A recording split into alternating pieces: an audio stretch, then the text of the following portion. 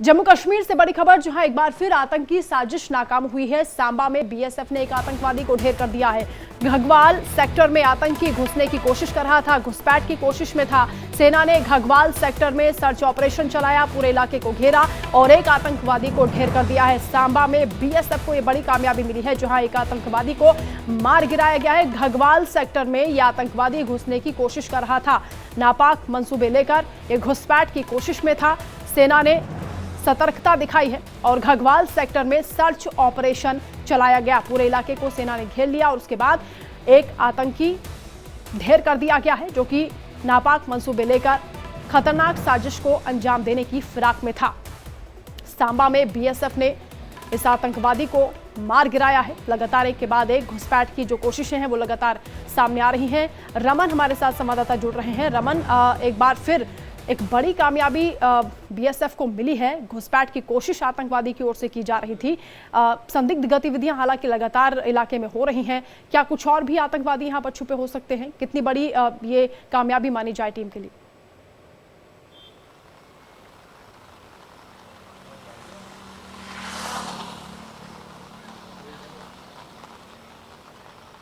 रमन, क्या आप तक आवाज पहुंच पा रही है?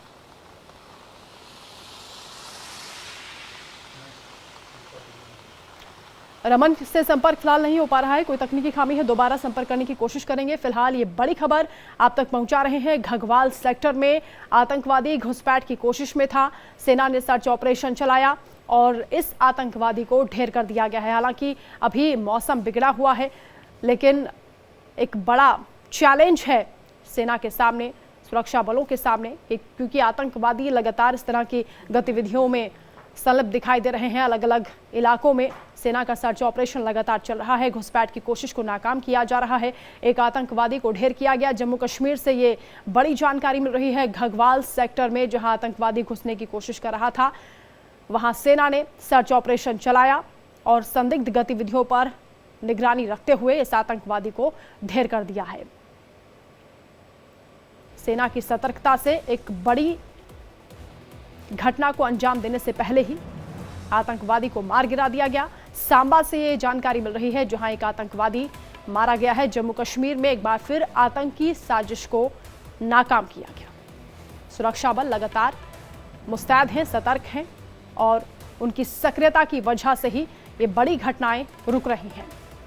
रमन सैनी संवाददाता हमारे साथ एक बार फिर से जुड़ गए हैं। रमन, क्या पूरी डिटेल्स आ रही हैं? इस आतंकवादी को ढेर किया गया है, उसके बैकग्राउंड के बारे में क्या डिटेल्स मिल रही हैं और किस तरह की गतिविधियों को अंजाम देने की फिराक में था? क्या इसके और भी साथी यहां पर छुपे हो सकते हैं? जी वंदना, देखिए बिल्कुल निश्चित रूप में जम्मू कश्मीर में पिछले 50 दिनों से लगातार जिस तरीके से आतंकवाद के ग्राफ को बढ़ाने की कोशिश की जा रही है, चाहे वो अंतर्राष्ट्रीय सीमा का इलाका हो या फिर लाइन ऑफ कंट्रोल का इलाका, दोनों ही जगहों से आतंकियों को घुसपैठ करवाने की जी तोड़ कोशिश पाकिस्तान की तरफ से की जा रही है, ताकि चुनाव से पहले जम्मू कश्मीर के अंदर माहौल खराब किया जा सके और यहाँ पर आतंकवादी गतिविधियों को बढ़ाया जा सके। इन्हीं सभी इनपुट को देखते हुए लगातार जो अंतर्राष्ट्रीय सीमा का इलाका है वहाँ बीएसएफ और लाइन ऑफ कंट्रोल के इलाके में भारतीय सेना जो है वो सतर्क मोड पे है और इसी के चलते बीती रात करीबन 11:07 पर जो सांबा का खगवाल सेक्टर पड़ता है, वहां खोरा बीओपी है बीएसएफ की, उसके ठीक सामने जो पाकिस्तान का इलाका है, वहां से एक संदिग्ध व्यक्ति जो है वो भारत की तरफ जो है भारतीय सीमा की तरफ आगे बढ़ता हुआ दिखाई दिया। अलर्ट बीएसएफ के जवानों ने जब उसकी मूवमेंट को नोटिस किया, उसके बाद वहां पर उसको चेतावनी देते हुए रुकने के लिए कहा, लेकिन वो संदिग्ध जो है वो रुका नहीं और उसके बाद बीएसएफ ने कार्रवाई करते हुए गोली चलाई और उसकी जो है वो जान ले ली, यानी कि उसको मौत के घाट उतार दिया।